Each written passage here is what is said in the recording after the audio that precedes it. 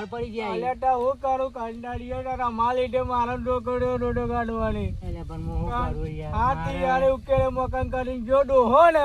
તે આગો જજે થી હું કરું કે મારે પૈસાની જરૂર હે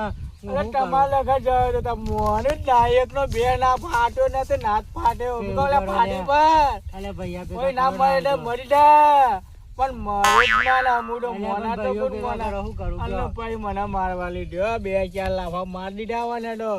મારવાનું હું માર અલ્યા તો પેલો વલવાનો એના વેકવા દે જમીન વેકવા દે પણ ના મોને બોલ